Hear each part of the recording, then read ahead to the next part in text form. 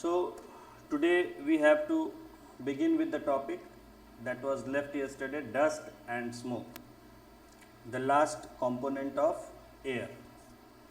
We have already studied about oxygen, carbon dioxide, nitrogen, water vapors, and the last component present today is dust and smoke. Okay, right. The burning of fuel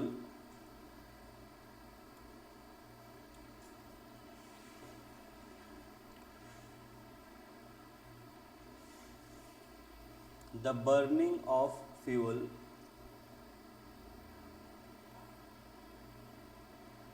also produces smoke.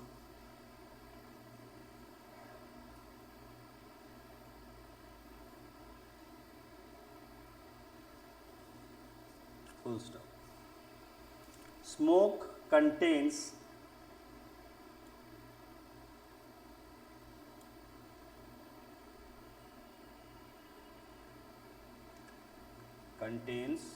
a few gases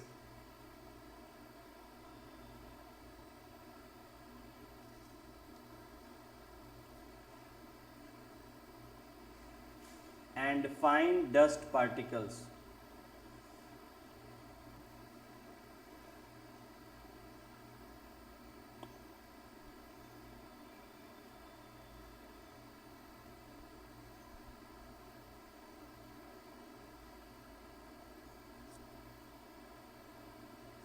And fine dust particles, and is often harmful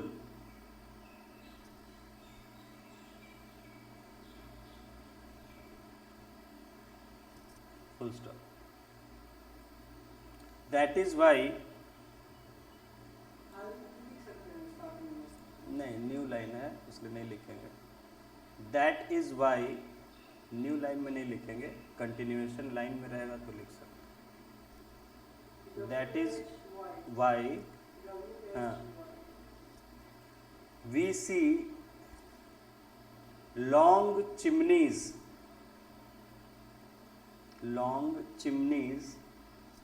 in factories. Chimneys in factories.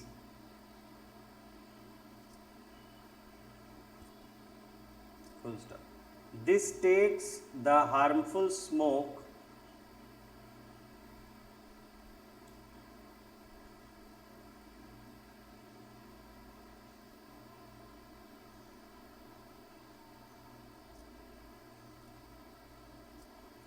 and gases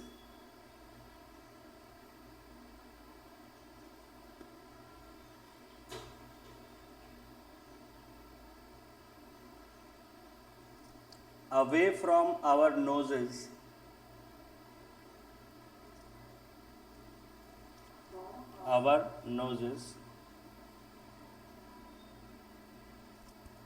comma, but फिर comma, brings it closer to the birds flying up in the sky.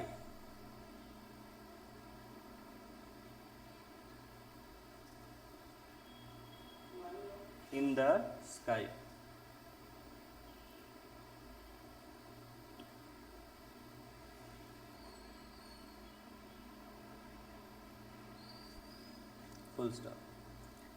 Dust particles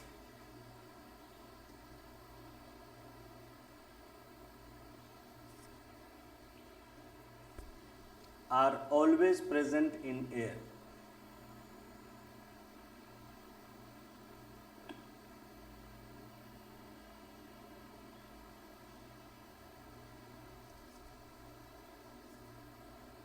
Full stop. तो देखिए, smoke, what is smoke? धुआं. धुआं क्या होता है? धुआं जो आप देखते हैं, it has a dark colour, it is visible. जैसे कि वाटर वेपर आप ऐसे नहीं देख सकते हैं. जब वो कंडेंस हो जाता है तो वो आपको फॉग के रूप में, क्लाउड के रूप में दिखता है। धुआं भी क्या है, गैसेज है, बट उसमें कुछ पार्टिकल्स भी होते हैं, फाइन पार्टिकल्स, बहुत छोटे महीन कण, जिसकी वजह से वो हमें दिखने लगता है। वो कणों की वजह से दिखने लगता है, नहीं तो आपको नहीं दिखेगा। जैसे कि आपने कभी गैस स्टोव जलाते होंगे, तो अगर आपने देखा होगा कि अगर बिल्कुल ब्लू फ्लेम से जलता है तो आपको उससे कोई भी धुआं निकलता हुआ नहीं दिखता है। ठीक है, कोई भी धुआं आपको वहां नहीं दिखेगा। नहीं, इसी स्टोव की बात कर रहे हैं, जो गैस स्टोव हम यूज़ करते हैं, या पहले वाला भी स्टोव जो हो, केरोसिन वाला भी स्टोव हो। नहीं, हम केरोसिन स्टोव की बात नहीं कर रहे हैं। क्या मिलता है, अभी यूज़ करते हैं लोग गांव में, जहाँ तहाँ यूज़ करते हैं, छोटे शहरों, लेकिन अब बहुत ही कम हो गया है, नहीं के बराबर है, क्योंकि almost everywhere people are using LPG. तो नहीं, स्टोव का मतलब मैं गैस स्टोव की ही, कोई भी स्टोव हो, चाहे वो गैस, अब जो बर्नर होता है उसको स्टोव करते हैं, ठीक है, वो चाहे गैस पर से जल रहा हो, केरोसिन से जल रहा हो, किसी और चीज़ से जल रहा हो, ठीक है। तो गैस स्टोव की भी अगर हम बात करते हैं, जो आज हमारे घरों में होता है, तो उसको आपने देखा होगा कि जब वो ब्लू फ्लेम से जलता है, पूरी तरह ब्लू फ्लेम होगा, तो उसमें आपको कोई भी स्मोक आप नहीं देख पाते, ठीक है। उसी तरह ऑर्डिनरी अगर आप देखेंगे कि अगर गाड़ी, कोई अच्छी गाड़ी है, कोई भी टू व्हीलर है, फोर व्हीलर है, अगर अच्छे कंडीशन में है,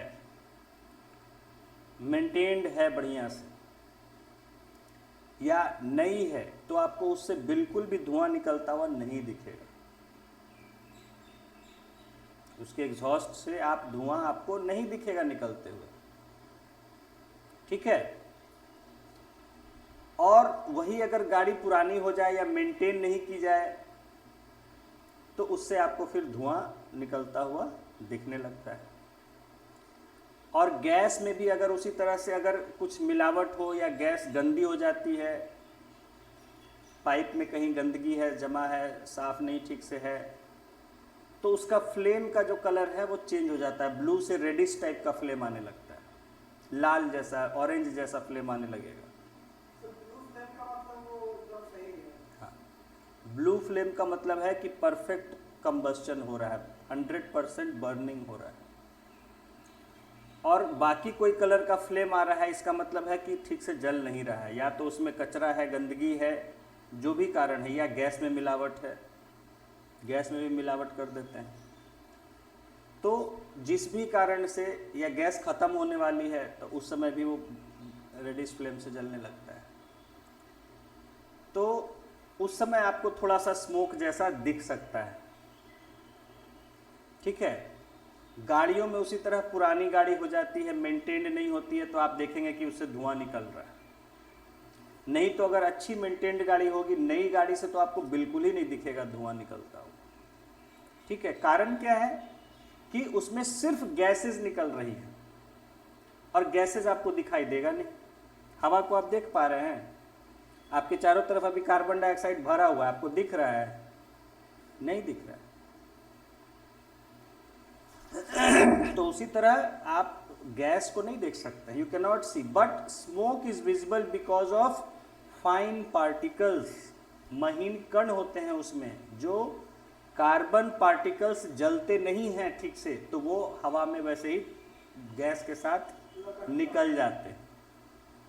आपने पेट्रोल जलाया, पेट्रोल, अब या तो आपकी कार में गंदगी थी पाइप में कहीं, या पेट्रोल में मिलावट थी, ठीक है, या कोई भी कारण हो, अगर पेट्रोल ठीक से जला नहीं, यानी आपने जितना पेट्रोल सिलेंडर में गया उसका मात्र 95% ही जला, 5% जो है वो जला नहीं, तो वो क्या होता है, अनबर्न्ड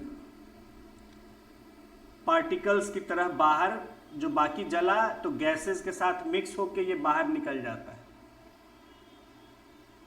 बाकी जितना जला उससे जो गैसेस बनी, तो उन गैसेस के साथ ये भी मिक्स हो गया जो अध जला था, और ये बाहर पाइप से, एग्जॉस्ट पाइप से निकल जाता है। तो तब हमें, चूंकि अनबर्न्ड, उसमें फाइन पार्टिकल्स, बहुत ही महीन ये पार्टिकल्स होते हैं पेट्रोल के या जो भी चीज़ है उसमें फ्यूल, तो उसकी वजह से हमें क्या दिखता है, स्मोक हमें दिखने लगता है कि धुआं दे रही है गाड़ी। तो आप कुछ गाड़ियों के पीछे चलते हैं तो वो तो इतना धुआं देता है कि पीछे चलना मुश्किल हो जाता है। तो वो धुआं, अगर वो गाड़ी सही रहती, मेंटेन्ड रहती, तो वो धुआं नहीं देती, क्योंकि तब 100% पेट्रोल या डीजल जो भी था उसके अंदर वो जल जाता, तो सिर्फ गैसेस निकलती। लेकिन पूरी तरह नहीं जला, और ये 5% तो मैं बहुत कम कह रहा हूँ, 20%, 30%, 40% तक नहीं जलता है बहुत सी गाड़ियों जो मेंटेन्ड नहीं होती हैं, या फ्यूल जो है डीजल या पेट्रोल वो क्लीन नहीं, हाँ, या उसका जो फ्यूल है वो पूरा क्लीन नहीं होता है।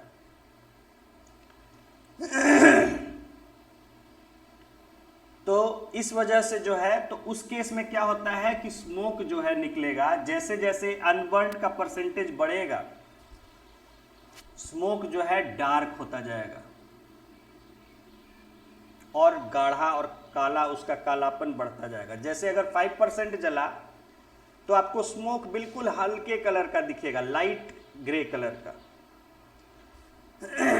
बिल्कुल लाइट ग्रे कलर, उसमें कालापन नहीं होगा, बस धुआं जैसा आपको दिखेगा। लेकिन जैसे जैसे ये बढ़ता जाएगा, वो आपको उसमें लगेगा डार्कनेस उस धुएं का बढ़ता जाएगा, और जब यहाँ से ज़्यादा, इससे ज़्यादा 50% से ज़्यादा हो जाएगा तो बिल्कुल काला धुआं देने लगेगा। ठीक है, तो जितना ज़्यादा, क्योंकि उसमें जितना, वो काला क्यों दिख रहा है, इसकी वजह से जो अनबर्न्ड पार्टिकल्स है कार्बन के, काला रंग का है वो, तो काला जैसे बढ़ता जाएगा पार्टिकल्स, तो उसका रंग गाढ़ापन बढ़ता चला जाएगा, डार्क होता चला जाएगा।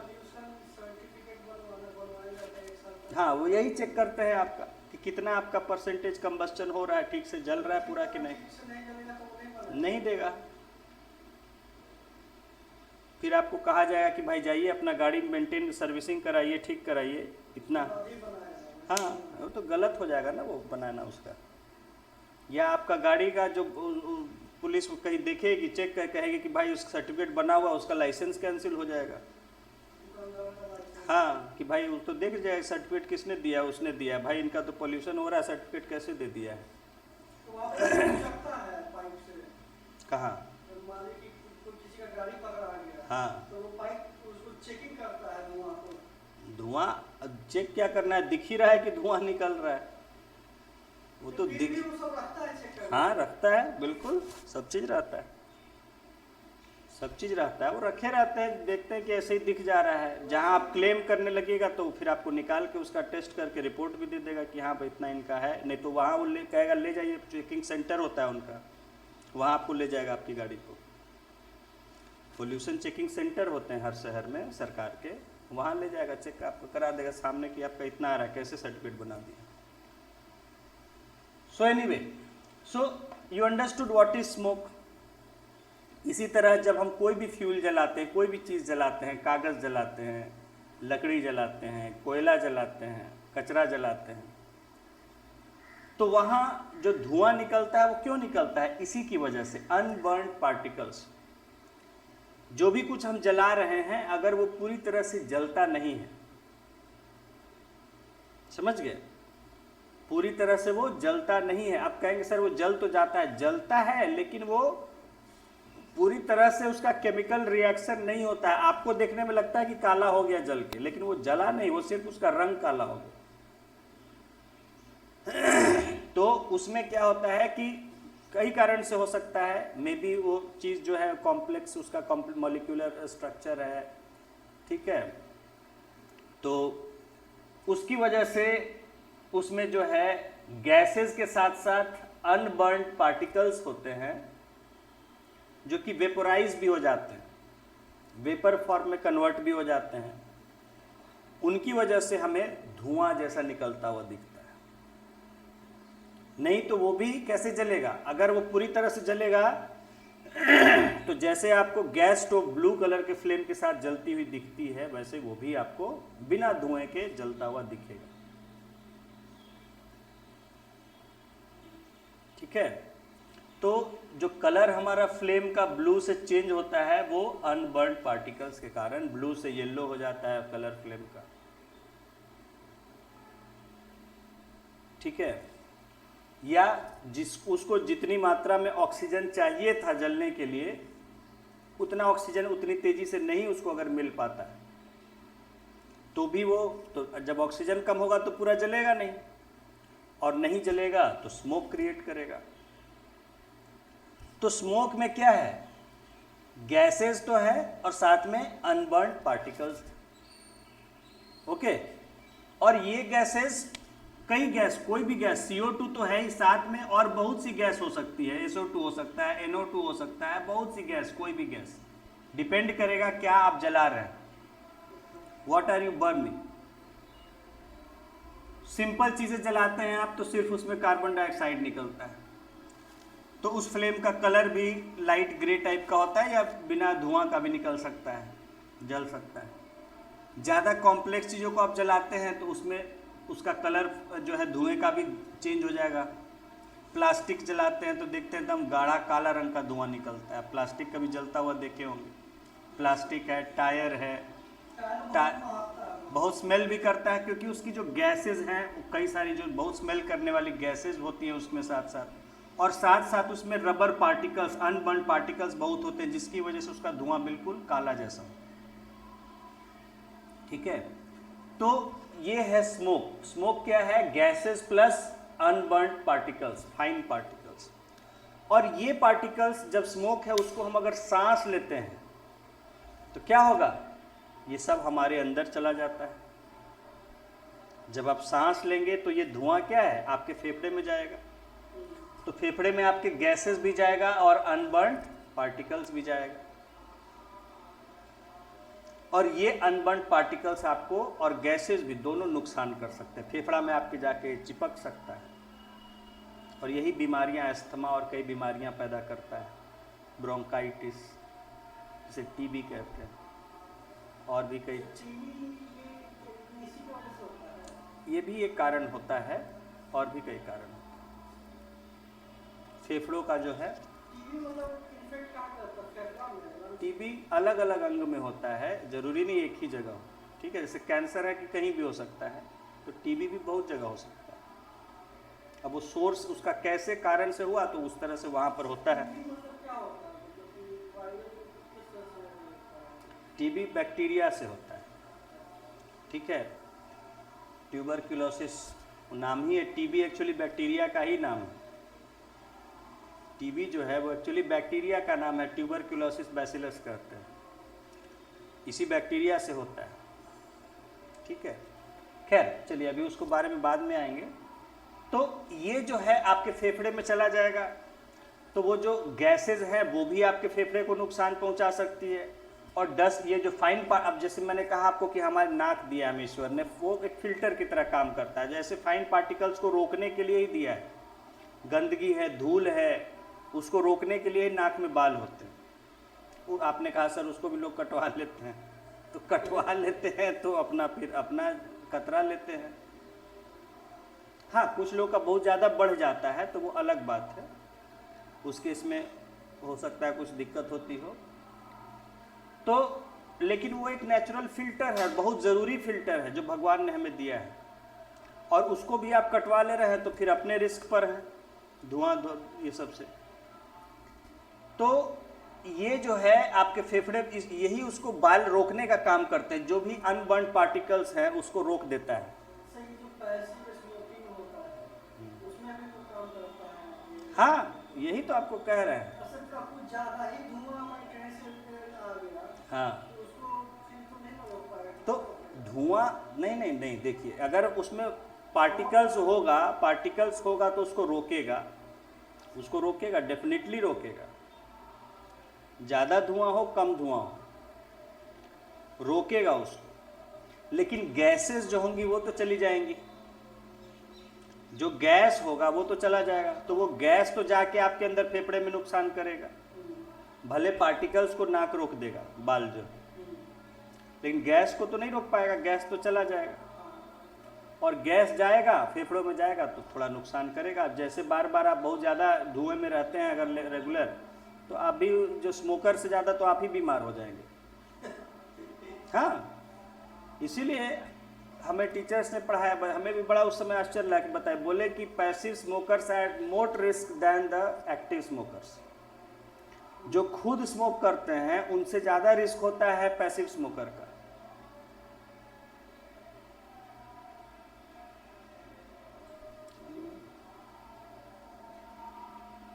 तो ये जो है स्मोक किसी भी तरह का, वो स्मोक सिगरेट का हो सकता है, वो स्मोक किसी गाड़ी के जलने से हो सकता है, वो स्मोक कचरा जलाने से हो सकता है, वो स्मोक फैक्ट्री से निकलने वाला धुआं हो सकता है, किसी भी तरह का धुआं हो सकता है। तो धुआं जहां भी आपको दिख रहा है इसका मतलब उसमें फाइन पार्टिकल्स, और वो फाइन पार्टिकल्स किस चीज़ के हैं, जिस चीज़ के जलाया जा रहा है उसी के फाइन पार्टिकल्स होंगे।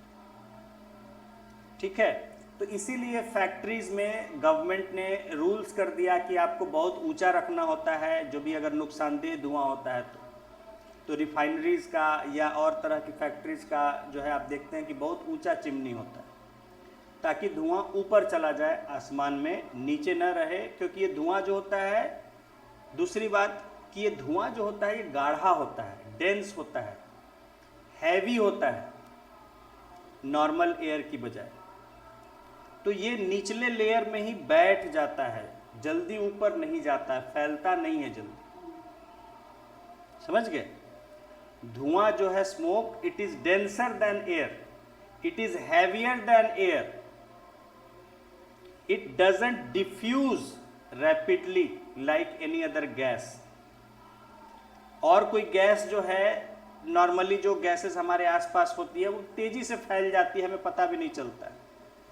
लेकिन जो धुआं होता है, और वो भी अगर आप वैसी कॉम्प्लेक्स चीज़ें जलाएंगे, प्लास्टिक जला रहे हैं, रबर जला रहे हैं या इस तरह की चीज़ें जला रहे हैं, उनका धुआं जल्दी नहीं फैलता है। कागज़ वगैरह जलाने का धुआं तो बड़ी तेज़ी से फैल जाता है, तो हमें उतना पता नहीं चलता है, नुकसान नहीं होता। लेकिन जो कॉम्प्लेक्स चीज़ें हैं कि रबर है, प्लास्टिक है, इस तरह की और चीज़ें हैं, आजकल बहुत सारी हम सिंथेटिक मटेरियल्स बना रहे हैं। हाँ, सिंथेटिक जो भी है, सिंथेटिक आर्टिफिशियल चीज़ें, नेचुरल चीज़ों को जलाइएगा वो ज़्यादा नुकसान नहीं करता। ईश्वर नेचुरल में सब ठीक बनाता है, हम लोग अपने मतलब के लिए उल्टी सीधी चीज़ें बनाते रहते हैं। तो सिंथेटिक चीज़ों को जलाइएगा, उससे जो धुआं निकलता है, हाँ, कोई उसे बहुत दिक्कत नहीं है, कोई दिक्कत नहीं, ज़्यादा दिक्कत नहीं कर। हालांकि उसका भी धुआं में लगातार नहीं बैठना चाहिए, धुआं से अलग हट के बैठिए, ठीक है, लेकिन उसका धुआं भी ज़्यादा नुकसान नहीं करता है, नहीं के बराबर मान लीजिए। हाँ, और उसकी जगह आप उसमें डाल दीजिएगा आर्टिफिशियल चीज़, प्लास्टिक और ये सब जो भी है वेस्ट वगैरह, तो वो आपको धुआं, पता नहीं क्या क्या धुआं देता है वो गैसेस, और वो आपको बहुत नुकसान। नहीं डालना चाहिए, केवल लकड़ी, कागज, ये सब डाल सकते हैं। तो उसमें, हाँ, मैं बता रहा था कि जो धुआं होता है it is heavier than air, it is denser than air, तो ये नीचे ही बैठ जाता है। जैसे मुझसे अगरबत्ती का भी धुआं बर्दाश्त नहीं होता, आई डोंट लाइक अगरबत्ती एंड एनी स्मेली थिंग्स, हम कहते हैं हटाओ ये सब बाहर करो, आई कैन नॉट टॉलरेट। हाँ, तो उसका स्मेल हमसे बर्दाश्त नहीं होता, धुआं उसका भी गाढ़ा, आजकल तो और सब खाली केमिकल फैक्ट्री सब जो है बना रहे हैं, पहले तो नेचुरल लकड़ी वगैरह से बनता भी था, अब तो खाली केमिकल बन रहा है, तो उसका भी धुआं काफ़ी गाढ़ा होता है। आप अगर रूम में, इसलिए बंद रूम में जला देते हैं तो उसका धुआं जल्दी नहीं निकलता है बाहर, कितना ही आप खिड़की दरवाज़ा खोल दीजिएगा, वो चिपका रह जाता है दीवारों पर और बीमारी कॉज करता है। तब भी देखिए, मैंने बोला उसका धुआं चिपक जाता है दीवारों से, देखते हैं अगर बत्ती वगैरह जलाते धीरे धीरे दीवारें काली पड़ने लगती है वहाँ पर। बोले ना गाढ़ा धुआं, केमिकल्स उसे मिला देते हैं तो उसका धुआं गाढ़ा होता है, वो जल्दी फैलता नहीं है, तो जहाँ जाता है वहाँ उसका पार्टिकल चिपक जाता है। उपाय यही है कि सफाई करवाइए दीवार वगैरह कोई, नहीं तो खुले जगह में अगरबत्ती। आज के डेट में कहीं भी मैं बताता हूँ लोगों को, ये भी बीमारी का कारण है, सांस की, गले की बीमारी, कि बंद जगह पे कभी अगरबत्ती ये सब नहीं जलाएं आज के डेट में।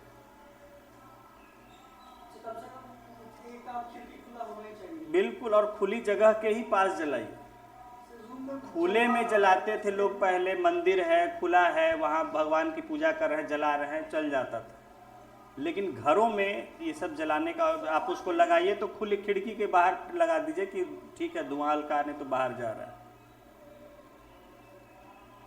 समझ गए? सब आजकल केमिकल से बना हुआ आ रहा है, नुकसानदेह होता है। ठीक है, नहीं तो ऐसी जगह उसको रखिए कि तुरंत एयर के साथ वो निकल जाए बाहर। बंद जगह नहीं रखिए, वो नुकसान करेगा। तो क्योंकि इन सब के धुएं में जो फाइन पार्टिकल्स होते हैं काफ़ी हैवी होते हैं, भारी पार्टिकल्स होते हैं, बचे रह जाते हैं तो जलते नहीं हैं ठीक से, और वो क्या करते हैं कि वहीं दीवारों पे आसपास में चिपक जाते हैं। और जब आप सांस लेते हैं तो उन्हीं से सांस हवा आपकी, तो वो आपको धीरे धीरे आपके फेफड़ों में जाते हैं, वहाँ जाके जम जाते हैं। बाहरी दीवार पे चिपक रहा है तो फेफड़ा में भी चिपकेगा।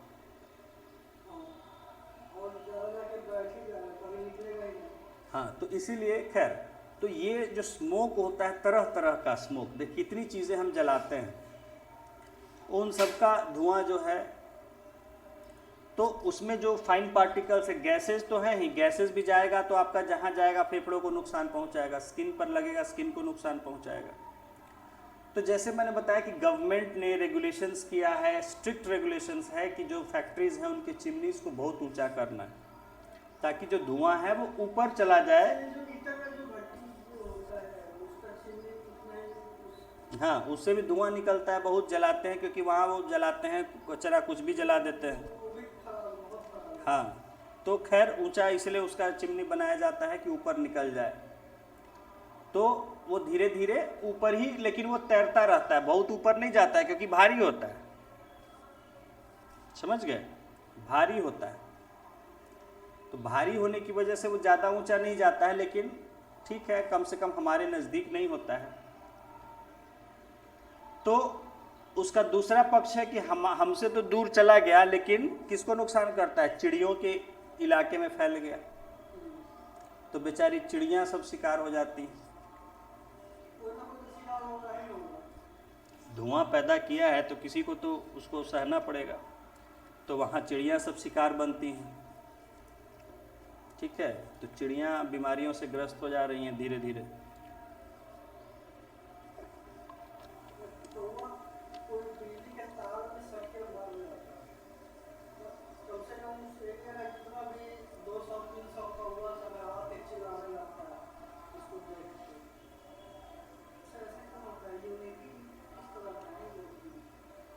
होता है, एनिमल्स में होता है, अपने स्पीसीज़ के प्रति जो है, अपने स्पीसीज़ का कोई मर जाता है तो उसके प्रति उनमें बड़ी संवेदना और सेंसिटिविटी होती है, जो हम लोग में अब ख़त्म हो गई है मजबूरी के कारण, या जैसे भी कहें।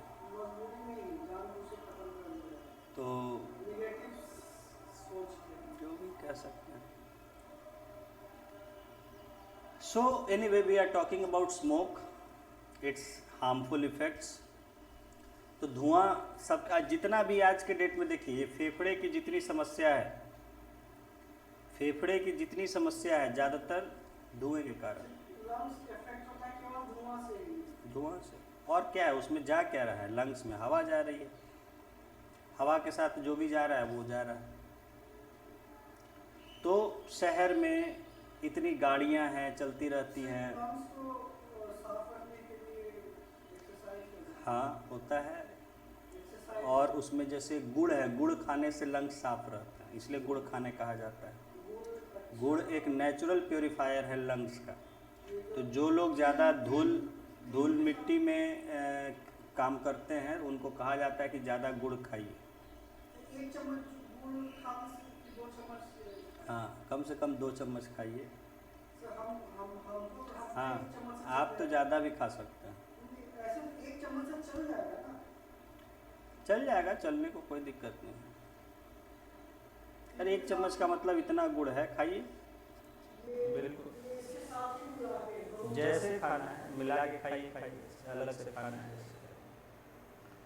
तो गुड़ इसलिए आपको बताया कि देखिए ईश्वर ने ही हमें नेचर में ऐसी चीजें दिया है।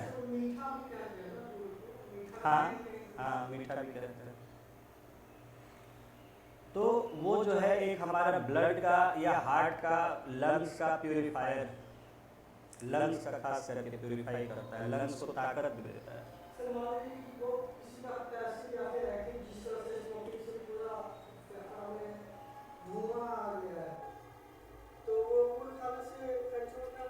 हाँ, गुड़ खाएगा तो उसका वो निकल जाएगा, चीज गंदगी को साफ कर देता है।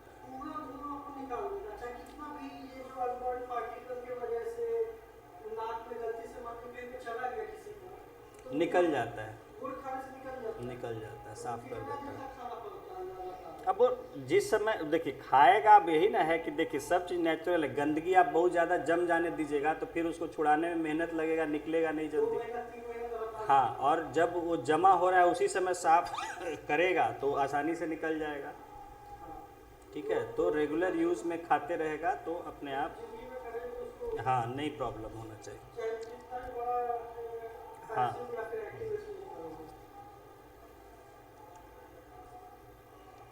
गुड़ भी बहुत ही फायदेमंद चीज़ है, बहुत ही फायदेमंद।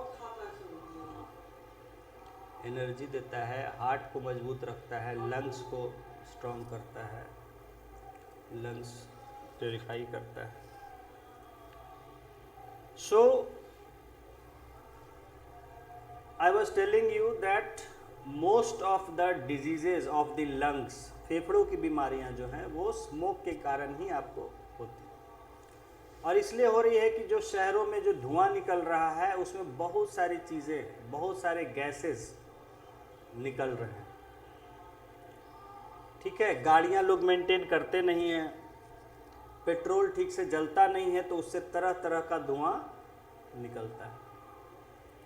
पेट्रोल भी पहले साफ नहीं आया करता था, हाई क्वालिटी का नहीं रहता था, बहुत ही लो क्वालिटी का रहता था, उससे भी पोल्यूशन होता था।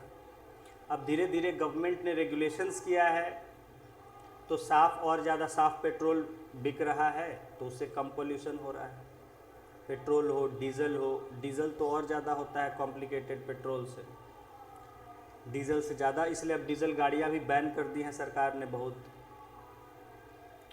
पुरानी नहीं आप यूज़ कर सकते हैं डीजल गाड़ी जो है। और क्लीनर फ्यूल्स हम ला रहे हैं दिन ब दिन ताकि कम से कम पोल्यूशन हो। तो इतनी तरह की, लेकिन आप देखिए कि अब क्या करें, कुछ मजबूरी में, कुछ लालच में, ज़्यादातर तो लालच में ही होता है लेकिन मजबूरी में भी होता है। चलाना चाहिए डीजल से तो किरासन तेल पर चलाना शुरू कर देता है गाड़ियों को, मशीनों को। सस्ता होता है किरासन तेल इसलिए, और उससे होता क्या है कि वो जब वो इंजन या मशीन बना है डीजल के लिए, उसमें आप केरोसिन ऑयल डालिएगा तो केरोसिन ऑयल ठीक से जलेगा नहीं, स्मोक पैदा करेगा, और वो स्मोक बाकियों के लिए खतरा पैदा करेगा। ठीक है, तो ये भी करते हैं लोग। हाँ हाँ, ऑटो सब बहुत सारा लोकल सब केरोसिन से यहाँ चलता था पटना में। बड़ा पुराना ऑटो रहता है वो सब जो है केरोसिन ऑयल से चलाता था। ठीक है, इसीलिए इतना धुआं करता है सब। ठीक है, तो अब क्या कहा जाए, कुछ मजबूरी, आपको कुछ मजबूरी है, कुछ पैसे का लालच है कि डीजल महंगा है, केरोसिन ऑयल सस्ता है, उसकी वजह से ये करते हैं। और हालांकि मशीन भी ख़राब हो जाती है धीरे धीरे, ऐसा नहीं कि मशीन, उसमें मशीन का भी नुकसान होता है, लेकिन जान समझ नहीं है तो।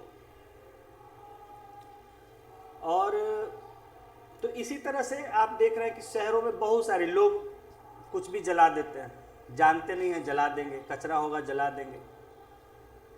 आपको कल ही पढ़ाया कि नहीं जलाना चाहिए, पत्तों को भी नहीं जलाना चाहिए, उनको दबा दीजिए गड्ढे में, खाद बन जाएगा, नेचुरली मिट्टी के लिए फ़ायदेमंद हो जाएगा। लेकिन कोई इतना चाहता नहीं है करना, कोई चाहता नहीं है करना मेहनत, बस फटाफट आग लगा देना सबको बड़ा आसान लगता है कि चलिए तुरंत जल जाएगा। छोड़ दीजिए वैसे ही, नहीं तो कहीं एक तरफ कोने में कर दीजिए, और नहीं तो कहीं एक जगह गड्ढा है, उसको उस गड्ढे में डाल दीजिए। ठीक है, अगर छोड़ा जा सकता है तो ठीक है, वो अपने आप डीके कर जाता है। हाँ, आपको वहाँ साफ सफाई चाहिए तो उसको एक गड्ढा कहीं कर दीजिए, उसमें गड्ढे में डलवा दीजिए, वो खाद बन जाएगा सड़ के। उस खाद को आप एक आध महीना छोड़ दीजिए, उसको डाल के डालते जाइए खाद, जैसे उसे बनता जाएगा वो इतनी बढ़िया खाद होती है कि उसको आप कहीं भी इस्तेमाल कर सकते हैं, घरों में, गमलों में, फूलों, बहुत अच्छा होता है। तो वो आपको जो है बहुत फ़ायदे करती है, इसलिए उसको कंपोस्टिंग हम कहते हैं, कंपोस्ट कहते हैं। आजकल प्रमोट कर रही है गवर्नमेंट बहुत ज़्यादा उस चीज़ को। तो नेचुरल, उसमें कोई तरह का केमिकल आपको नहीं आता है। प्लांट्स, क्रॉप्स जो भी आप उगाते हैं, नेचुरल आप खाद यूज़ कर रहे हैं, मैन्योर, कंपोस्ट। तो धीरे धीरे लोग जब उस बीमारियों के शिकार हो रहे हैं तो उनकी आंखें खुल रही हैं। जब केमिकल फर्टिलाइजर्स के नुकसान सह रहे हैं, देखिए आज लोग सब तबाह है खाने, सबको पता है कि इस फल में, सब्जी में खाली केमिकल भरा हुआ है। देखने को खाली लग रहा है बड़ा अच्छा फल है, बड़ा अच्छा सब्जी है, लेकिन उसमें केमिकल है तरह तरह का। कार्बाइड तो पकाने के लिए है सो है, पहले भी डाला गया है तरह तरह का, उसको उगाने में पेस्टिसाइड डाला गया, इंसेक्टिसाइड डाला गया, फर्टिलाइजर डाला गया। तो वो सब कहाँ जा रहा है? मिट्टी से फल में आ रहा है।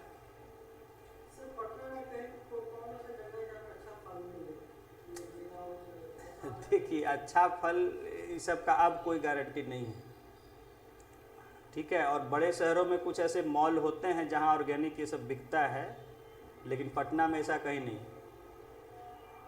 ठीक है। तो आपको तो वही जो मंडी से आएगा वही खरीदिएगा, और मंडी में सब तरह का जा रहा है, वहाँ आप नहीं देख सकते हैं कौन कहाँ से आ रहा है, ठीक है। तो वही अब लोग क्या है, उगा सब जो है, एक तो किसान अनपढ़ है, पढ़ा लिखा भी है लेकिन अनपढ़ है बहुत, तो वो कुछ भी डाल रहा है, जैसा उसको कहीं से कोई बता दिया डाल दिया खेत में। ये केमिकल डाल दो कीड़े मर जाएंगे तो डाल दिया बिना जाने, ये डाल दो ठीक फसल आती है और डाल दिया। तो देख लीजिए, गायों को इंजेक्शन दे दे के दूध बेच रहा है लोग, और वो इंजेक्शन क्या है? वो जहर है, वो हम दूध के साथ साथ हमारे शरीर में भी आ रहा है। उस जानवरों को खा के गिद्ध खत्म हो गए उस जहर के कारण, तो आदमी का क्या हालत होगा? गिद्ध इसीलिए मर गए सारे, क्योंकि बॉडीज में जो खाते थे जानवरों के, ये ऑक्सीटोसिन नाम का इंजेक्शन जो सब दे देता था, उसको खाने से मर गया। पूरा पॉपुलेशन गिद्ध का खत्म हो गया इंडिया से। अब सरकार गिद्धों को बढ़ाने के लिए प्रोजेक्ट चला रही है, क्योंकि ज़रूरी है गिद्ध, नेचर का बैलेंस गड़बड़ा जाएगा। हाँ, एक वल्चर होता है, एक ईगल होता है। वल्चर का गर्दन लंबा होता है, चील का गर्दन बिल्कुल छोटा, चिड़िया की तरह। काइट भी वो चील ही का होता है, वैरायटी। काइट ही एक्चुअली चील होता है, जो हम कहते हैं ईगल बाज कहते हैं। हाँ, और बहुत बड़ा होता है गिद्ध, पंख फैलाएगा तो इतना बड़ा हो जाता है। पहले गिद्ध होते थे, कहीं कोई जानवर मरा होता था तो उसके आसपास सब पहुंच जाते थे खाने के लिए। पंख फैलाएगा, उसका बहुत बड़ा बड़ा पंख होता है, लेकिन मर गए धीरे धीरे।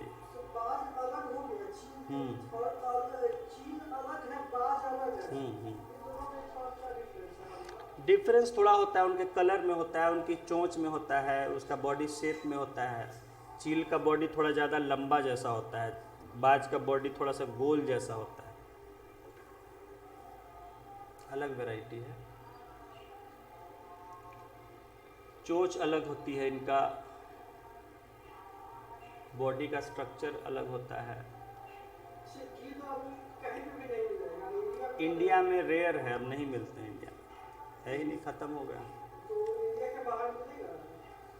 हाँ, बाहर जहाँ है अभी है, जिस देश में है वहाँ है, वहाँ से लाया जा रहा है, यहाँ उनको ब्रीड करके बढ़ाया जा रहा है, उनका संख्या जो। केवल डेड बॉडी खा सकता है, कुछ नहीं? हाँ, सिर्फ डेड मरी हुई चीज़ों को ही खाता है। मतलब कि जैसे मगरमच्छ को मांस वांस नहीं वैसे वो डेड ही खाता ही है नेचुरल, वो आपका दिया हुआ तो खाएगा नहीं। खाएगा नहीं। खाएगा तो वो नेचुरल वे में सरवाइव नहीं करेगा ना, उसका तो काम है उड़ते रहना और उड़ के जहाँ मिलता है वो खाना।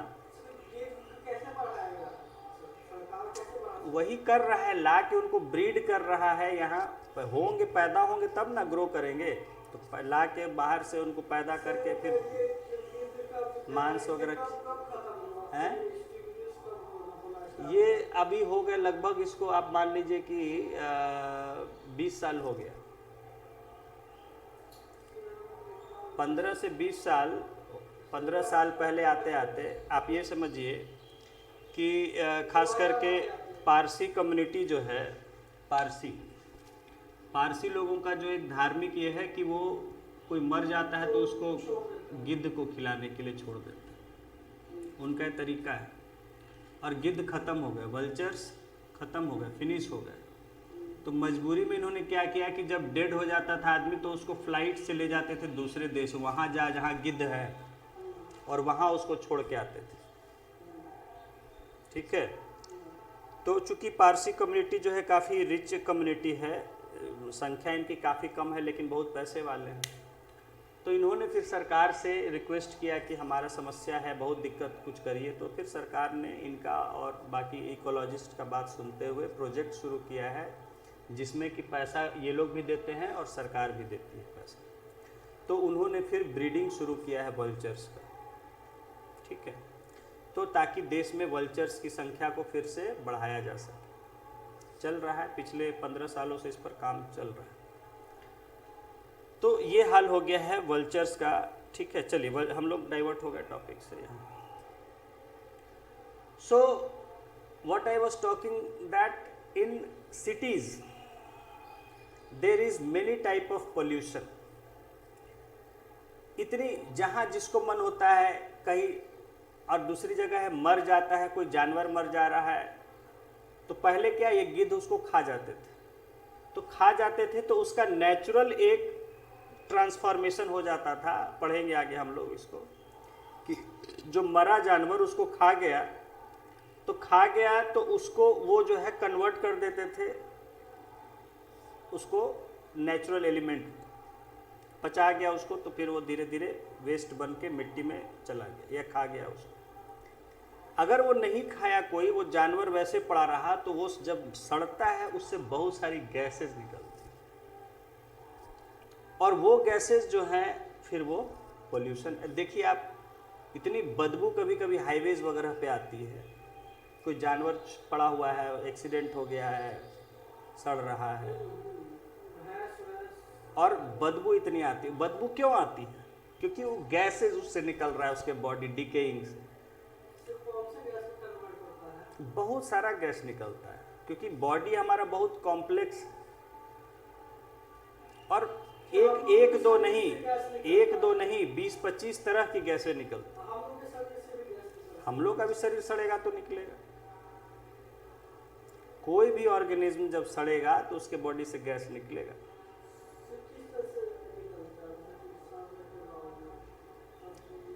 सड़ेगा तो गैस निकलता है, और क्या। देखिए आदमी का शरीर फूल जाता है मरने के बाद, तो फूलता क्यों है? गैस बनने लगता है इसलिए फूल जाता है। नहीं उसको जलाया करेगा तो फट जाएगा, ब्लास्ट हो जाएगा गैस से, इतना गैस बनता है।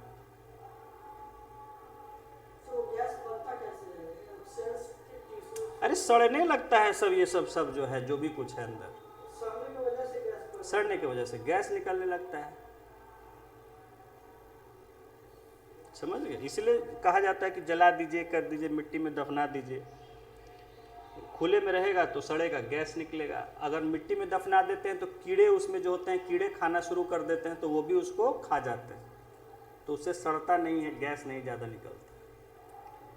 ठीक है, कीड़ों का भी एक बड़ा इंपॉर्टेंट रोल है नेचर में, सब पढ़ेंगे आगे। डिकम्पोजर्स कहा जाता है। अब शहरों में कितनी चीज़ें हो रही हैं, मरे हुए जानवर हैं, आदमी भी हैं, सड़ रहे हैं, जल रही हैं चीज़ें, जहाँ तहाँ जला देते हैं इम्प्रॉपर तरीके से। ठीक है, और कचरा जला रहे हैं, गाड़ियाँ चल रही हैं, फैक्ट्रीज चल रहे हैं, मशीनें चल रही हैं, तो सबका धुआं निकल रहा है, और धुआं निकल के वो एटमॉस्फेयर में मिक्स हो रहा है और वही स्मोक और डस्ट क्रिएट कर रहा है। डस्ट की जहाँ तक बात करें तो डस्ट क्या है? सॉइल पार्टिकल्स या फाइन पार्टिकल्स ऑफ एनीथिंग। तो जितना भी लकड़ी कट रहा है तो उसका भी डस्ट निकल रहा है, लोहा घिस रहा है उसका भी डस्ट निकल रहा है, काम हो रहा है, कंस्ट्रक्शन हो रहा है तो वहाँ भी डस्ट निकल रहा है, रोड बन रहा है, मिट्टी कट रही है, मिट्टी टूट तो पत्थर टूट रहे हैं, सबका डस्ट जो है हवा में मिल जाता है।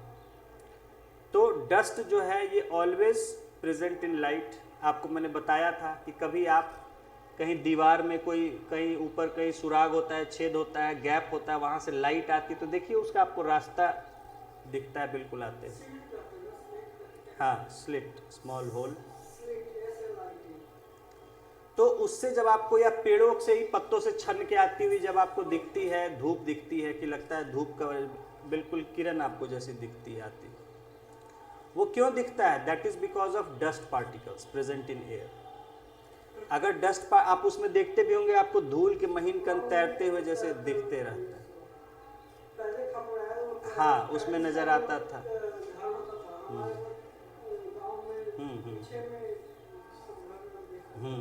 तो वो दिखता है, धुआं भी होता था तो वो धुआं में तैरता हुआ दिखता था, धुआं भी ज़्यादा क्लियर दिखता था उन सब लाइट में जो है सूर्य की रोशनी। तो वो दिखता इसलिए क्योंकि स्मोक है। अगर उसमें पार्टिकल्स हैं, डस्ट है, अगर डस्ट नहीं होगा तो नहीं दिखेगा। डस्ट नहीं है तो जैसे हवा है वैसे ही वो भी है, दिख नहीं रहा है। ठीक है,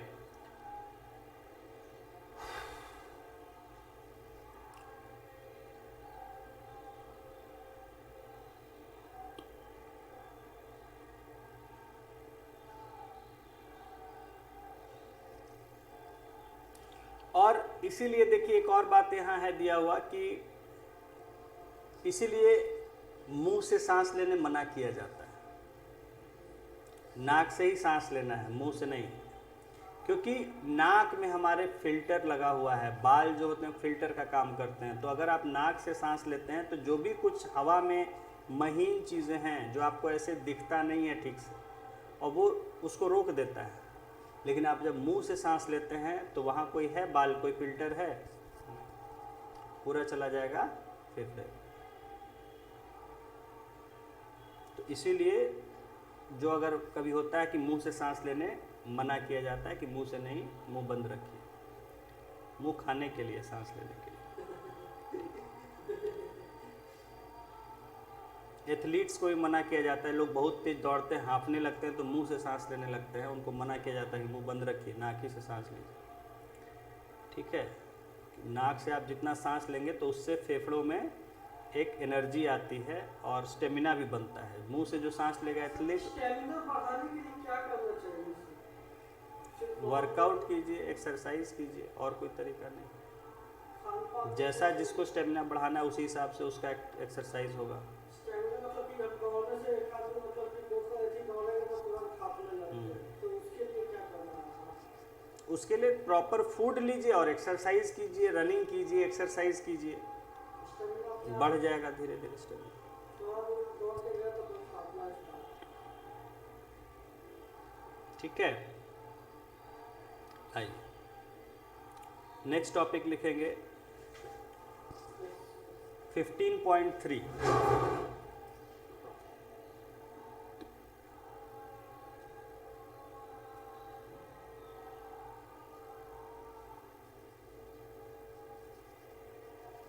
How does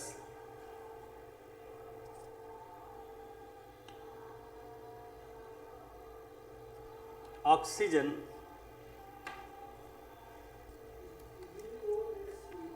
DOES,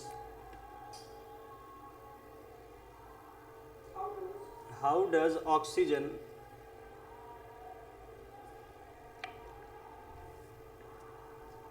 become available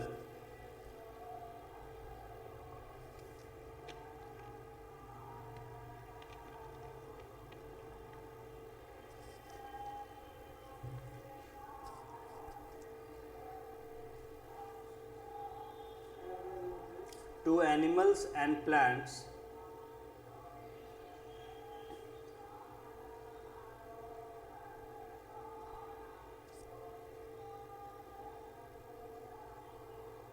and plants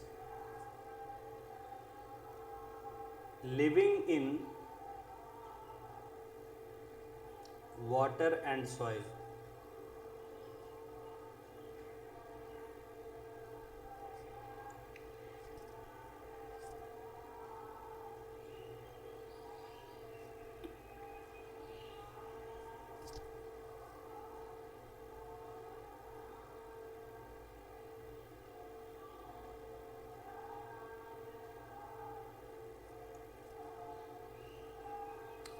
तो देखिए यहाँ पर जो है हमें ये जानना है कि अब हम जो हवा में सांस ले रहे हैं तो हमें तो हवा से मिल जाता है oxygen, but what about those animals and plants which are living in soil और which are living in water. जैसे पौधे हैं, आपको पता है पौधे हवा में ऊपर उगे रहते हैं, ज़मीन के ऊपर जो हैं, तो वो तो हवा से सांस ले लेते हैं, लेकिन जो मिट्टी के अंदर होने वाले वो कैसे सांस लेते हैं? या मिट्टी के अंदर जो रहने वाले एनिमल्स हैं, जीव जंतु हैं, वो कैसे सांस लेते हैं? या जो पानी में उगने वाले पेड़ पौधे हैं या पानी में रहने वाले जीव जंतु हैं, वो कैसे ऑक्सीजन लेते हैं? Although I have already taught, बता चुके हैं पहले आपको। पहले मिट्टी की बात करते हैं। तो मिट्टी जो होती है सॉइल, तो मैंने बताया था आपको जब अर्थवर्म के बारे में आपको बता रहे थे, तो जो मिट्टी होती है, तो मिट्टी को भी क्या है, अगर आप ध्यान से देखेंगे तो क्या है, इस तरह से कण होते हैं। मिट्टी क्या है, कण है, कणों का ढेर है कि नहीं? तो उसको अगर आप माइक्रोस्कोप से देखेंगे तो उनके भी बीच में स्पेस होता है। ऐसा नहीं कि बिल्कुल वो पूरी तरह पैक होता है, उनके बीच में ये सब क्या है, खाली स्पेस है सब। ठीक है, कोई कण है इस तरह से जो भी है, तो इनके बीच में स्पेस होता है, और इनके बीच में जो स्पेस होता है उसमें जो है एयर मिक्स हो जाती है एटमॉस्फेयर से। समझ गए? मिट्टी जो है, मिट्टी के जो पार्टिकल्स होते हैं, the fine particles of soil, उनके बीच में स्पेस होता है और उस स्पेस में एयर भर जाता है एटमॉस्फेयर से। उसी एयर को यूज करते हैं मिट्टी में रहने वाले पेड़ पौधे या जीव जंतु, एनिमल्स। ये जो मिट्टी के अंदर, ठीक है, हवा होती है, और ये डिपेंड करता है मिट्टी कैसी है। Depending on the nature of soil, the air content can be very less to good quantity. जैसे मिट्टी बिल्कुल ऐसी होगी कि बिल्कुल पैक जैसे उसके दाने होंगे, उसमें स्पेस बचेगा, बहुत कम स्पेस बचता है, तो उसमें हवा का स्कोप भी बहुत कम होगा, बहुत कम हवा रहेगी। लेकिन कोई मिट्टी का दाना इस तरह से है, बिल्कुल दूर दूर अलग अलग दाना है, जैसे बालू है या सैंडी सॉइल होगा, तो उसमें क्या है, बहुत ज़्यादा स्पेस होगा, उसमें बहुत ज़्यादा एयर होगा। ठीक है? या मिट्टी कॉम्पैक्ट नहीं है, जैसे मिट्टी है उसको जैसे हम ट्रैक्टर चलाते हैं, ट्रैक्टर क्यों चलाया जाता है मिट्टी में?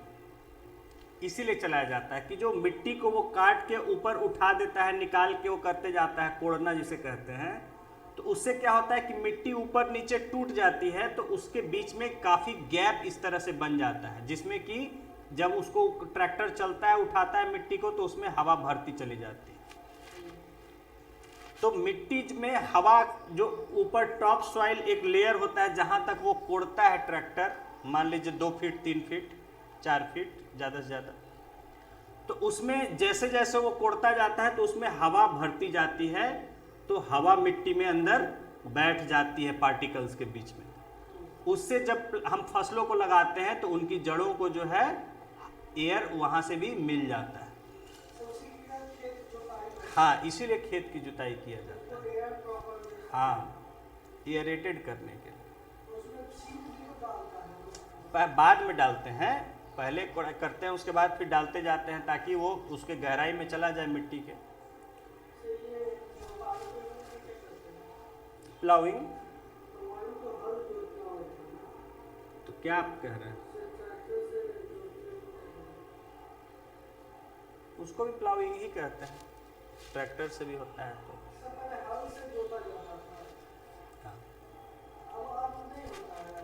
अब जो गरीब किसान है तो वो हल से कर रहा है, नहीं तो ट्रैक्टर से करवाते हैं, या बैलों में भी पीछे वो बांध देते हैं, लोहा का वो रहता है ट्रैक्टर टाइप का जो है, तो वो अब हर तरह का आ गया। छोटे ट्रैक्टर भी आते हैं जिनको ज़्यादा पैसा नहीं लगाना है, छोटे छोटे ट्रैक्टर आते हैं तो वो भी उससे भी हो जाता है। जानवर क्या, जहाँ गरीब देशों में देखिएगा आदमी भी जुताई करता है, खुद ही खींचता है हल को। खैर, तो यहाँ जो पर्पस है कि जो हम प्लाविंग करते हैं या टिलिंग करते हैं, टिलिंग कहते हैं, ट्रैक्टर वगैरह से करते हैं या ऐसे भी तो टिलिंग भी करते हैं, टिलिंग ऑफ सॉइल, तो उसमें हमारा पर्पस यही होता है कि सॉइल में हवा अच्छे से मिल जाए। दूसरा रीजन है कि मिट्टी ऊपर नीचे हो जाती है, नीचे से निकाला ऊपर आ गया, ऊपर वाला नीचे चला गया, तो उससे देखिए होता क्या है कि जब फसल एक हमने निकाल ली, एक दो फसल, तो ऊपर की मिट्टी में न्यूट्रिएंट्स कम हो जाते हैं, क्योंकि सब जो फसल उगी उसने तो सारा न्यूट्रिएंट पी लिया उसने, तो उसमें कम हो गया। तो जब हम ट्रैक्टर से जुताई करते हैं तो ये मिट्टी क्या होता है, नीचे का जो उसकी मिट्टी होता है वो ऊपर आ जाता है, ऊपर वाला नीचे चला जाता है, मिक्सिंग हो जाता है। तो जो नीचे लेयर का फर्टाइल लेयर है वो ऊपर आ जाता है और ऊपर वाला थोड़ा नीचे चला जाता है। तो समझ गए, नीचे वाला ऊपर आ गया और ऊपर वाला नीचे चला गया, तो अब ऊपर फिर से एक फर्टाइल लेयर आ गया और जो ऊपर का कम फर्टाइल लेयर था वो नीचे चला गया, उसको समय मिल गया एक सीजन का कि वो अपना फर्टिलिटी फिर से ग्रो कर सके, डेवलप कर सके। समझ गए? तो इसीलिए जो है जब हम ये ट्रैक्टर से टिलिंग करते हैं सॉइल का, तो हमारा मिट्टी का उपजाऊपन बना रहता है। नहीं तो आप बिना कोड़े हुए ऐसे ही उसी पर मिट्टी पर लगा दीजिएगा तो वो मिट्टी तो धीरे धीरे हर फसल उस पर जैसे जैसे हो रही है उसका फर्टिलिटी कम हो रहा है, तो फर्टिलिटी कम होता है, फसल कम होती चली जाएगी। तो ये भी कारण होता है, एक मिट्टी का भी मिक्सिंग होता है और एयर, उसमें मिक्सिंग में जो है एयर भी उसमें प्रॉपरली चली जाती है। एयर होने से क्या होता है कि उस मिट्टी में जो माइक्रो ऑर्गेनिज्म रहते हैं, कीड़े मकोड़े बैक्टीरिया, वो अच्छे से पनप पाते हैं क्योंकि उनको एयर मिल जाता है। और वो क्या करते हैं, ये मिट्टी को आपको बताया था जैसे अर्थवर्म है, ऐसे ही और बहुत से जीव होते हैं, तो वो क्या करते हैं कि मिट्टी को और उसका फर्टिलिटी बढ़ाते हैं। समझ गए? उसका फर्टिलिटी बढ़ाते हैं अर्थवर्म की तरह। इसलिए अर्थवर्म को फार्मर्स फ्रेंड का, अर्थवर्म केचुओं को ला के छिड़काव भी किया जाता है, जहाँ अगर मिट्टी की केचुआ, हाँ, तो उसका अगर फर्टिलिटी कम हो जाता है कहीं मिट्टी का, तो वो जाते हैं यूनिवर्सिटी वगैरह से लेके आते हैं मिट्टी जिसमें ढेर सारे केंचुए रहते हैं, उसको पूरा ला के छिड़क देते हैं। 2-3 बड़ा बड़ा बास्केट में, हाँ, खरीद लेता है, ला के पूरा में छिड़क देता है। नहीं, बहुत महंगा नहीं पड़ता, ये सब नेचुरल चीज़ें हैं, ऐसा थोड़े कि उसको पैदा थोड़े किया जाता है। जहाँ भी आसपास में जहाँ कोई कॉलेज है या जहाँ मार्केट ये खेती बाड़ी की चीज़ें बिकती हैं, तो वहाँ ये सब मिल जाता है, तो ला के छिड़क देते हैं, तो वो फिर अपना मिट्टी में मिक्स हो जाते हैं और वो अपना मिट्टी को बढ़िया करना शुरू कर देते हैं। मिट्टी से हटाइएगा कैसे, वो तो मिट्टी के ही अंदर है, और हटाएंगे किस लिए, उसको तो रहता ही है मिट्टी में, वो तो फायदे का चीज़ है, उसको हटाएगा किस लिए आदमी।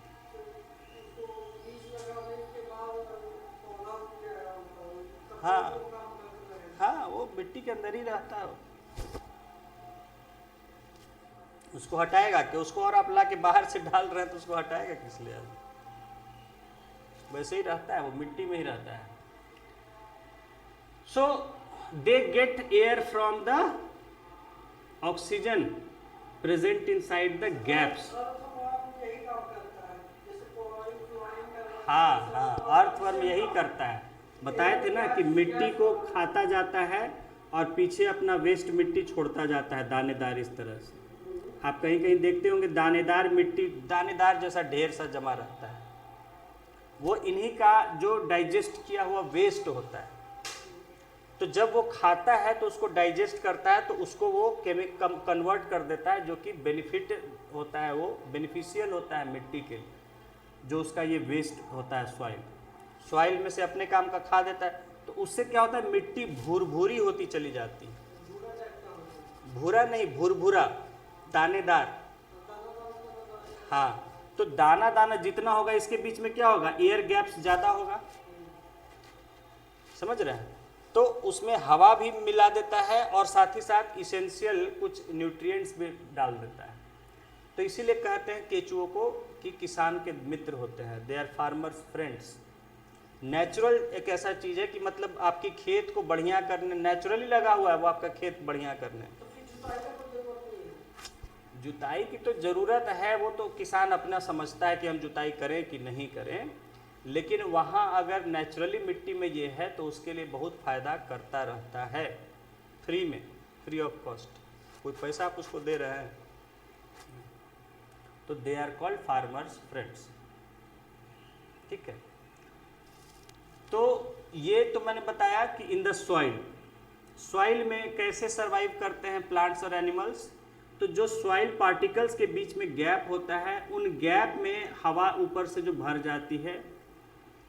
दूसरा, ये लोग क्या करते हैं कि जो ऑर्गेनिज्म है लाइक रैट्स, रैबिट्स और इस तरह के जो छोटे ये क्या करते हैं, बरोज बना के रहते हैं, बताया था आपको बरोज।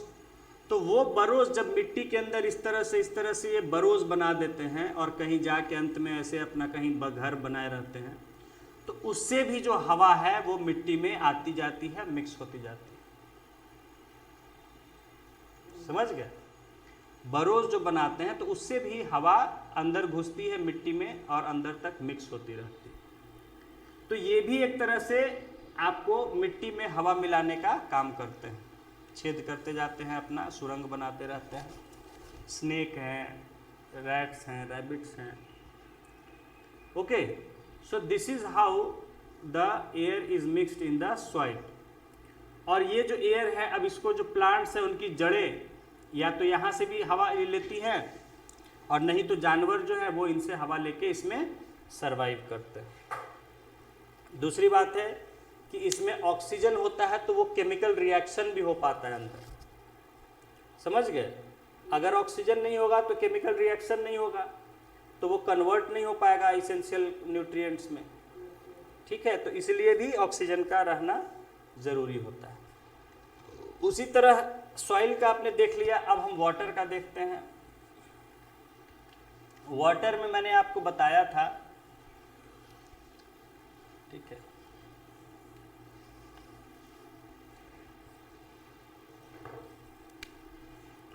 वाटर है लाइक सीज, ओशंस, रिवर्स,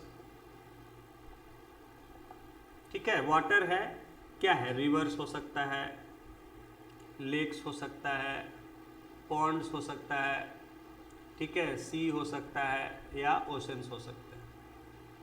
तो इन सब में जो वाटर है इसमें कंटिन्यूअसली एटमॉस्फेयर से एयर जो है इनके पानी में मिक्स होते रहता है, ठीक है। वाटर में भी एयर घुलता है।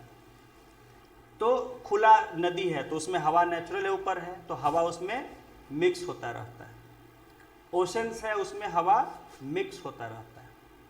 और वही हवा जो मिक्स हो जाता है, जो पानी के मॉलिक्यूल्स के बीच में रहता है, पानी H2O मॉलिक्यूल है, H2O है, उसके साथ साथ एयर भी उसके अंदर मिक्स हो गया, जहाँ भी खाली स्पेस है। तो उसी ऑक्सीजन को, उसी एयर, और एयर में ऑक्सीजन है, उसी ऑक्सीजन को जो है आपके जितनी मछलियाँ हैं ये सांस लेके अपना जीवित रहती हैं। मछलियाँ हैं, पेड़ पौधे हैं, जीव जंतु हैं जो भी पानी में रहते हैं।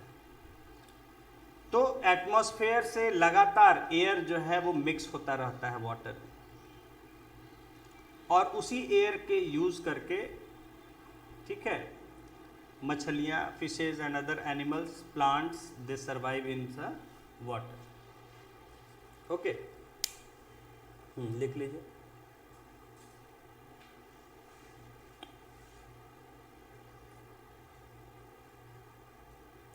We already studied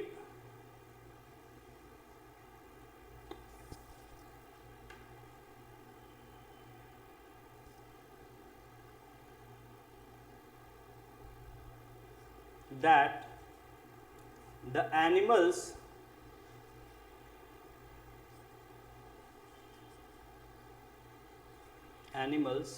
living in water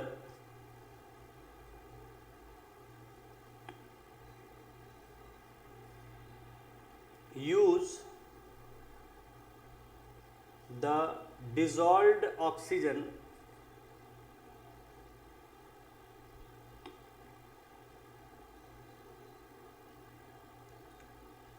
bracket air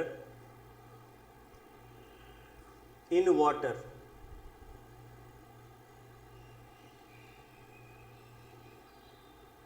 full stop। air is continuously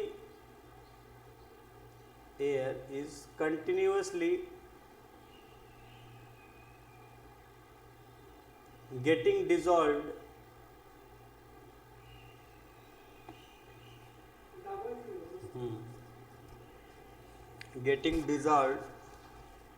in the top layer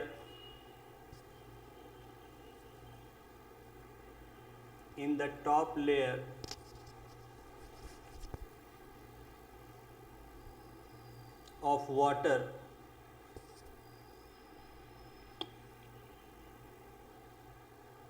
in the ponds, lakes, rivers,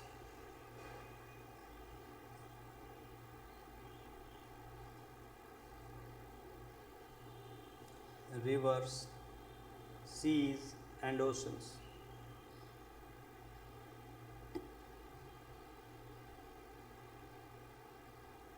full stop। This air is being used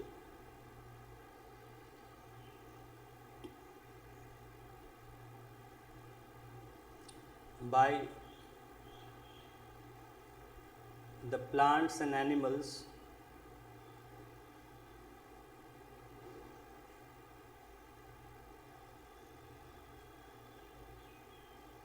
living in water।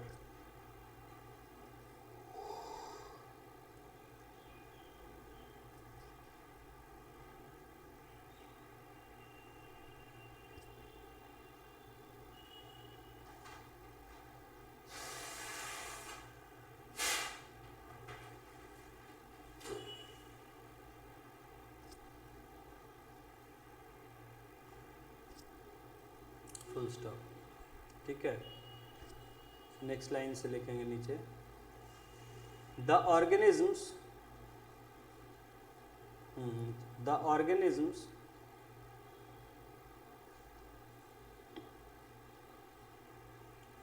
Living in soil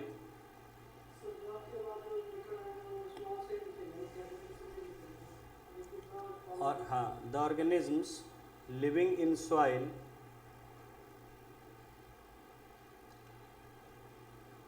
also need oxygen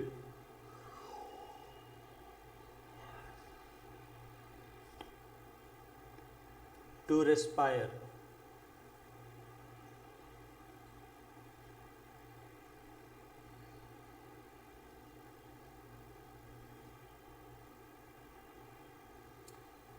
हाँ, they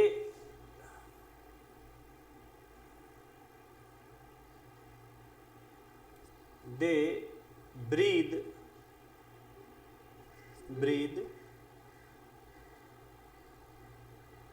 THE, E नहीं होगा तो breath कहते हैं उसको, ई लग जाता है तो ब्रीद हो जाता है। They breathe the air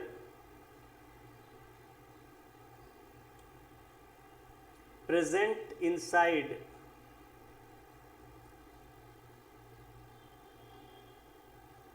the soil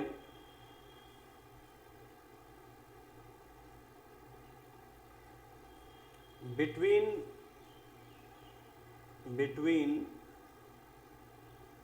the fine particles of soil.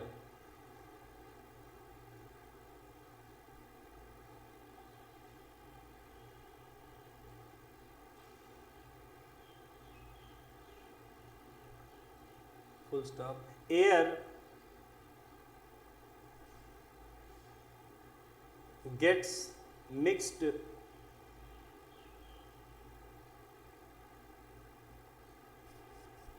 in the soil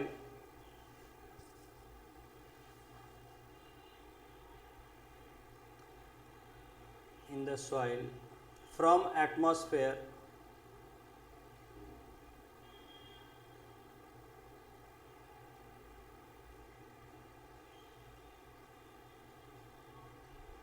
and fills up the spaces एक ही में है। अलग अलग है fills up the spaces between particles of soil.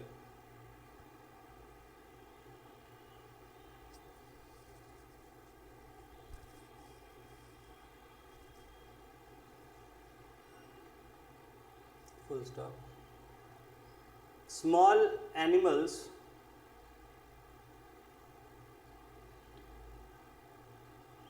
like snakes, rats,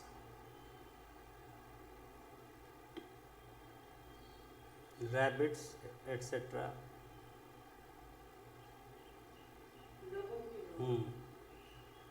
Rabbits, etc. live inside burrows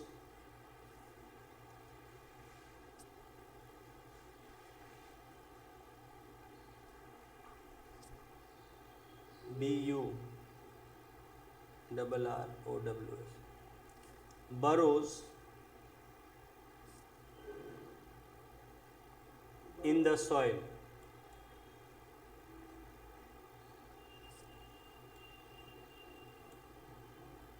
Full stop. These burrows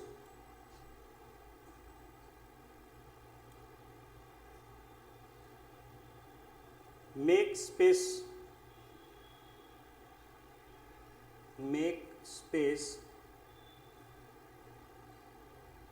available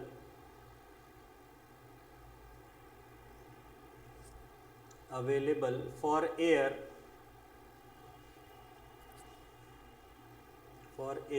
to move in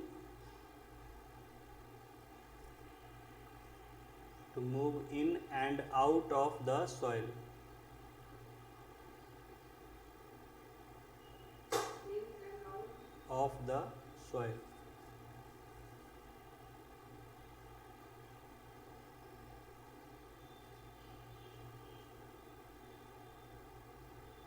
ठीक है. Full stop. Creatures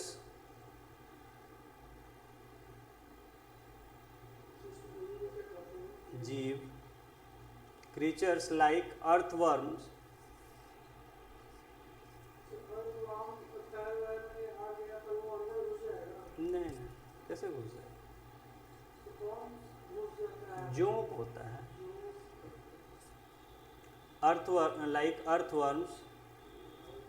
earthworm तो बेचारा निर्दोष प्राणी है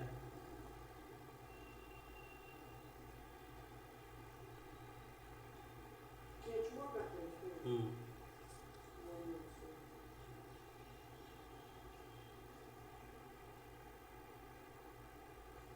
Creatures जीव।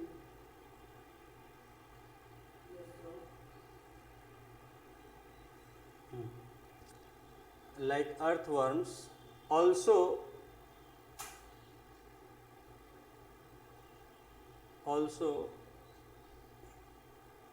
eat up the soil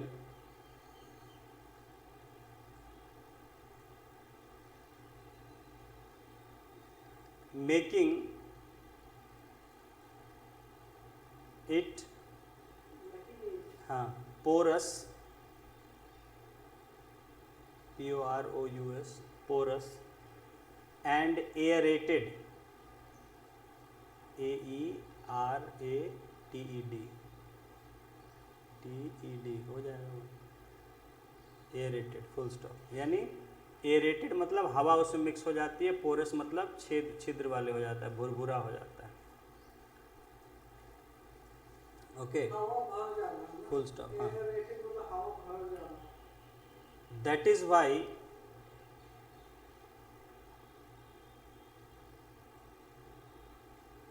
earthworm is called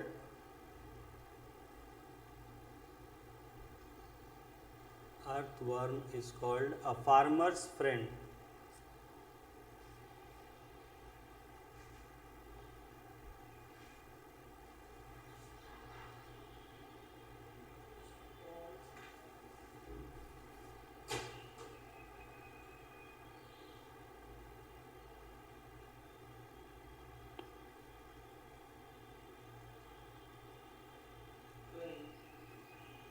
okay full stop.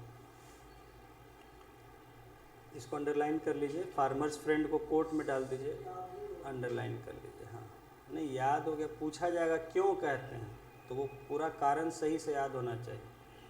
तो मैंने आपको पता रखा है कि करता क्या अर्थवर्म, जैसे जैसे आगे का रास्ता बनाने के लिए मिट्टी को खाता जाता है, मिट्टी उसके शरीर से पास होता जाता है, वो आगे बढ़ता जाता है, खा के पीछे से निकाल देता है।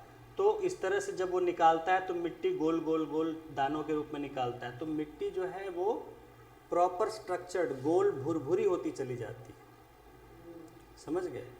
तो उससे क्या है कि मिट्टी के बीच में गैप्स बनता चला जाता है और एयर मिक्सअप होता चला जाता है, साथ ही साथ वो उसमें इसेंशियल न्यूट्रिएंट्स भी जब उसके शरीर से पास होता है तो उसमें छोड़ता जाता है। तो ये न्यूट्रिएंट्स पौधों के काम आते हैं, फसलों के काम आते हैं। So with this chapter is finished, okay, and we will begin the new chapter. ठीक हल्का ये सब देखे कि बेच लेती सब वहाँ पे हम्म ठेला पे बेचते